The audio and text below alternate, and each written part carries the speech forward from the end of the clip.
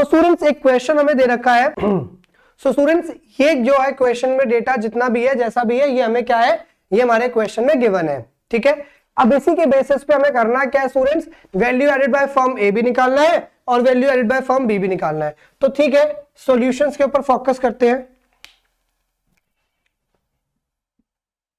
Solution पहले निकाल रहे हैं स्टूडेंट्स हम वैल्यू, पहले हम क्या निकाल रहे हैं, डेटा किसका, फर्म ए का, ठीक है स्टूडेंट्स। पहले हम क्या करेंगे, पहले हम फाइंड आउट करेंगे फर्म ए के डेटा के बारे में कि फर्म ए का वैल्यू एडिशन क्या है, ठीक है स्टूडेंट्स। वैल्यू एडेड का फॉर्मूला क्या है, फॉर्मूला तो सेम रहेगा, value added equals to value of output minus में इंटरमीडिएट कंजम्पशन, ठीक है। So value added equals to value of output minus में intermediate consumption.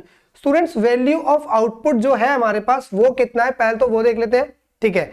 So students value of output का फॉर्मूला क्या था, sales plus change in stock, है ना, sales plus change in stock minus में आईसी। अब स्टूडेंट्स सेल्स में हमारे पास देखो क्वेश्चन, देखो क्या दे रखा है, डोमेस्टिक सेल्स। स्टूडेंट्स मैंने क्वेश्चन को आपको फॉर्मूला क्लियर करते वक्त बताया था कि जब हमें सेल्स दे रखा हो तो एक चीज के लिए आपको बहुत इंपॉर्टेंटली जो ध्यान रखना है कि जब उसने क्या लिखा है क्वेश्चन में सेल्स, तो आपको करना क्या है, आपको करना यह है कि अगर सिर्फ सेल्स गिवन हो तब तो ठीक है, लेकिन स्टूडेंट्स यहां पे डोमेस्टिक सेल्स गिवन है। अब क्योंकि ये डोमेस्टिक सेल्स है, क्योंकि ये डोमेस्टिक सेल्स है तो आपको करना क्या है, क्योंकि ये डोमेस्टिक सेल्स है इसलिए आपको एक्सपोर्ट्स को ऐड करना पड़ेगा, बताया था ना।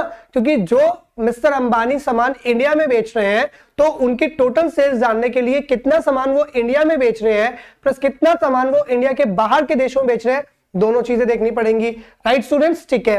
तो सेल्स डोमेस्टिकली कितनी की गई है, 4000 प्लस बाहर के देशों में जो एक्सपोर्ट किया जा रहा है वो कितना किया जा रहा है, 1000, ओके। प्लस क्या है, change in stock. Students question में कहीं भी चेंज इन स्टॉक के बारे में कुछ जिक्र नहीं किया गया। मैंने आपसे क्या कहा था, अनदर नेम्स, अनदर नेम्स जैसा भी कुछ नहीं है, तो अगर नहीं गिवन तो जबरदस्ती नहीं करनी, क्या मान लो उसको 0। Minus intermediate consumption. Students intermediate consumption का अनदर नेम क्या होता है, परचेजेस, है ना, तो साफ लिखा हुआ है परचेजेस बाय फर्म में। परचेजेस में और भी चीजें ऐड की जाती है, लेकिन कब की जाती है, तब की जाती है जब आपके पास परचेजेस में क्या हो, अदर चीजें गिवन हो, यहां तो गिवन ही नहीं है। तो अगर नहीं गिवन तो क्या करेंगे, तो माइनस कर देंगे 200। तो स्टूडेंट्स ये हमारे पास आ गया 4000 प्लस 1000 5000, 5000 में से माइनस करेंगे 200 तो आ गया 4800। तो ये तो स्टूडेंट्स हमारे पास बात हो गई फर्म ए की, है ना। अब जरा बात कर लेते हैं फर्म बी की। Students formula will be same, value added equals to value of output minus में IC, राइट। अब देखो वैल्यू ऑफ आउटपुट जो है हमारे पास उसका फॉर्मूला क्या, sales plus change in stock. तो फर्म बी की सेल्स डायरेक्ट गिवन है, अनदर कोई इंफॉर्मेशन की जरूरत ही नहीं है। तो सेल्स कितनी है 2940 प्लस चेंज इन स्टॉक, इसका भी गिवन नहीं है तो जरूरत ही नहीं है। इंटरमीडिएट कंजम्पशन में परचेजेस कितने गिवन है 1300, तो मतलब 2940 माइनस में अगर हम कर देंगे 1300 451 मींस कितना आ जाएगा 1640, कितना आ जाएगा 1640। ये स्टूडेंट्स हमारे पास क्या आ गया, ये आ गया जीवीए फर्म ए का, ये आ गया जीवीए फर्म बी का। मैंने आपसे क्या समझाया था, मैंने आपको यह समझाया था कि अगर क्वेश्चन में जीडीपी बोल दे, ठीक है, अगर क्वेश्चन में जीडीपी एट एमपी बोल दे तब आप क्या करेंगे, तब आपको कुछ नहीं करना, बहुत सिंपल है। सिंपल क्या है कि भाई दोनों फर्म का जो जीवीए है प्लस कर दो। तो जीडीपी निकालने का मतलब क्या हो गया, फर्म ए का जीवीए कितना है स्टूडेंट्स 4800 और फर्म बी का जीडीपी कितना है स्टूडेंट्स, जीवीए कितना है 1640 प्लस करेंगे 0 4 4। स्टूडेंट कैलकुलेशन मिस्टेक होगी तो देखना, थोड़ी सी कैलकुलेशन में हाथ टाइट है। So that is the basic idea. ये आपका क्या हो गया स्टूडेंट्स, ये आपका एक बेसिक आइडिया हो गया, ठीक है, regarding your value added method. ये तो बहुत सिंपल क्वेश्चन था स्टूडेंट्स, जिसमें ऑलरेडी हमें पास सारी इंफॉर्मेशन गिवन थी, सब कुछ गिवन था। अब थोड़े से कॉम्प्लेक्स क्वेश्चन पे मूव करते हैं जिसमें चीजें थोड़ी सी ढूंढनी पड़े, मेहनत करनी पड़े क्वेश्चन में थोड़ी सी। Okay, I am getting rid of this. चलो अब जरा क्वेश्चन देखते हैं। क्वेश्चन में कैलकुलेट क्या करना है हमें, देखो हमें इस क्वेश्चन में कैलकुलेट करना है value added by firm A firm B, ठीक है। इसके बाद हमें क्या कैलकुलेट करना है इसी क्वेश्चन के अंदर, सेकेंड पार्ट इसने कहा है क्वेश्चन में कैलकुलेट करने के लिए जीडीपी एट एमपी निकालो, और थर्ड पार्ट हमें क्या है क्वेश्चन निकालने के लिए एनवीए एट एफसी निकालो, ठीक है। ये सारी चीजें स्टूडेंट्स इस क्वेश्चन में हमें क्या करनी है, इस क्वेश्चन में हमें फाइंड आउट करके देनी है, ठीक है। करते हैं वन बाय वन चीजें फाइंड आउट। अब देखो जो कंपोनेंट्स गिवन है पहले तो हम वो लिख लेते हैं कि क्या क्या चीजें हमें गिवन है। ओके स्टूडेंट्स, तो स्टूडेंट्स ये हमारे पास क्या हो गया, ये हमारे पास सारा जो डेटा है वो गिवन हो गया। अब करते हैं question solve, moving ahead. Formula हमें पता ही है, पहले फॉर्म ए निकालना है फिर फॉर्म बी निकालना है, तो चलो पहले फॉर्म ए निकाल लेते हैं। फॉर्म ए फॉर्मूला क्या है students, value of output minus में आईसी, यही है फॉर्मूला। करते हैं वैल्यू ऑफ आउटपुट का फॉर्मूला स्टूडेंट्स क्या होता है, sales plus change in stock, ये भी लिख देते हैं, sales plus change in stock minus में इंटरमीडिएट कंजम्पशन। चलो भाई सेल्स, स्टूडेंट्स सेल्स का क्या फॉर्मूला है, सेल्स के फॉर्मूला का मतलब क्या होता है कि तुमने कितनी कितनी किस किस को सेल्स करी। अब जरा क्वेश्चन को ध्यान से देखना क्या क्या सेल्स करी गई है। देखो सेल्स बाय फर्म बी का काम नहीं है, फर्म ए का काम है। सेल्स बाय फर्म ए 500, ठीक है, फर्म ए ने 500 का बेचा। इसके अलावा स्टूडेंट्स एक चीज देखो यहां पे, sales by firm A 500, top से बॉटम में आते हुए आपको एक और एंट्री मिलती है जिसका जो ये कहती है कि sales by firm A to B. पहले एंट्री ये कहती है कि सेल्स बाय फर्म ए ने कितने का बेचा, दूसरी बार एंट्री ये कहती है कि ए ने बी को कितने का बेचा। अब एक बात आप स्टूडेंट्स खुद सोचो, जब हमें यह बता दिया गया कि ए ने कितना बेचा, ए ने कितने का बेचा, इसका मतलब है वो ए के टोटल सेल्स की बात कर रहा होगा, है ना। तो मैं इंडिपेंडेंटली ये वाली एंट्री नहीं अपने पास काम में लाऊंगा, ठीक है। मुझे जब ऑलरेडी पता चल चुका है कि ए ने इतना बेचा है तो इसको क्या करना है, मतलब ए ने जो बेचा है उसमें ये बी का सामान, सी का सामान, डी का, ई का, एफ का, जी का, दुनिया भर जितने को भी बेचा होगा उसने बता दिया 500 रुपए मिला बेच के। मतलब उस 500 का मतलब है सब तरह की सेल्स आ चुकी होगी। यही मैंने आपको मेथड में समझाया था कि जब सिर्फ सेल्स हमारे पास गिवन हो, ठीक है, तो हमें सिर्फ उसी को क्या मानना चाहिए, उसी को सुपरमेसी, सुप्रीम मान के अपना काम कर लेना चाहिए, उसके ऊपर हमें कुछ भी और नहीं चाहिए, ठीक है भाई। तो सेल्स बाय फर्म में कितना स्टूडेंट्स 500 है ना।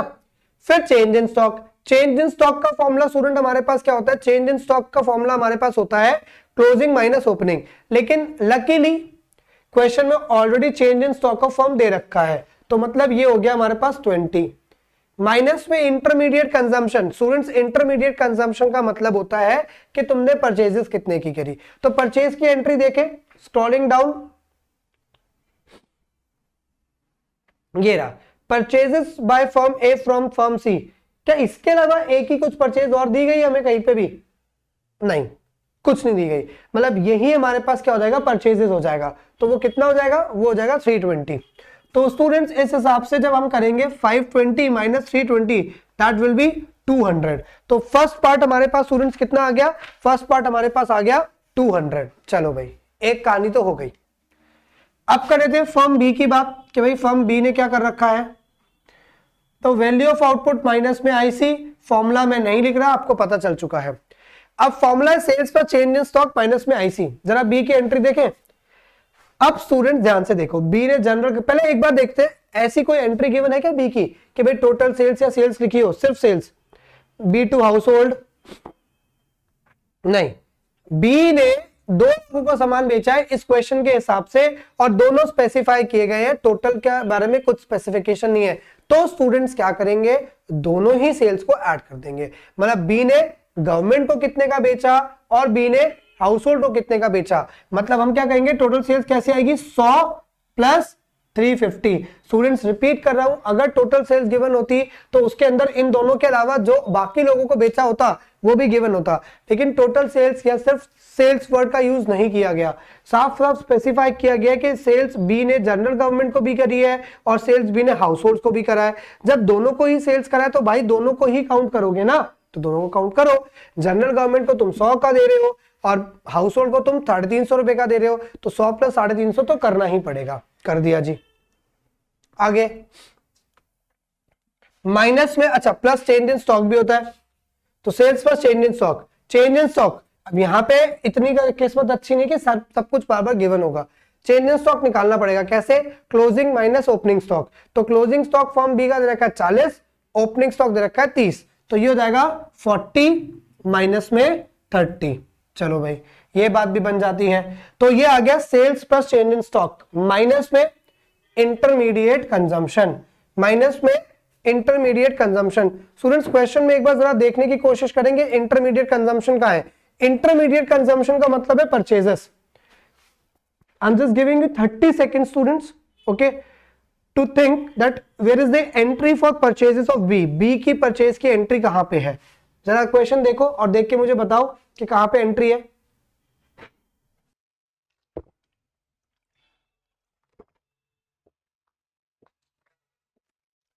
मिलिए स्टूडेंट्स? चलो नहीं है, नहीं है, नहीं है, नहीं है, नहीं है, नहीं है। ये तो ए के बारे में, सब तो सेल्स गिवन है, यहां तो बी की परचेजेस के बारे में कुछ बात ही नहीं की हुई। क्या मतलब परचेजेस जीरो हो गई? मतलब इसने कुछ परचेज ही नहीं किया? पक्का? दोबारा देखें स्टूडेंट्स, सब ठीक है। एक एंट्री नोटिस करो, लास्ट वाली, ये कह रही है कि sales by firm A to B. A ने बी को सामान बेचा, जो कि ए के पॉइंट ऑफ व्यू से इंपॉर्टेंट नहीं था क्वेश्चन में, क्योंकि ए ने टोटल कितना बेचा था वो हमें गिवन था। तो ये एंट्री हमारे लिए ए के पॉइंट ऑफ व्यू से रेलेवेंट नहीं है, ठीक है। होती अगर टोटल सेल्स गिवन ना होता। लेकिन एक और पॉइंट ऑफ व्यू से इंपॉर्टेंट है, क्वेश्चन में गिवन है sales by firm A to B. A ने बी को बेचा। स्टूडेंट्स ए ने बी को बेचा है, ए ने बी को बेचा है। अब क्योंकि ए ने बी को बेचा है तो बी ने क्या किया है? खरीदा है, राइट। ए ने अगर बी को बेचा है तो बी ने क्या किया है? खरीदा है। अब क्योंकि बी ने खरीदा है तो कितना आएगा? 200। समझे स्टूडेंट्स? तो इस तरीके से मैंने आपको कहा था कि जरूरी नहीं है कि हर बार जो चीज हमें नहीं मिल रही हो वो जीरो हो। Sometimes we have to look for the other options as well. कुछ बार हमें अदर ऑप्शंस को भी देख करके समझ करके चलना चाहिए। हमेशा अंधाधुंध सिर्फ जीरो मान लेना ठीक नहीं होगा, ठीक नहीं रहेगा, ठीक है। समटाइम्स क्या करेंगे, अदर ऑप्शंस को भी देख के चलेंगे कि क्या चीजें गिवन है, अनदर नेम से गिवन है या किसी तरीके से ट्विस्टेड वे में गिवन है, ठीक है। तो बात बन गई यहाँ पे। बात क्या बनी? 100 प्लस 350 450, ठीक है। 450 प्लस में 10 460, 460 माइनस में 200 तो कितना आ जाएगा? 260। भैया साथ साथ कैलकुलेशन जरूर करते चलना, ठीक है। 260, चलो भाई ठीक है, इतना तो आता है। अब जीडीपी निकालना था ना।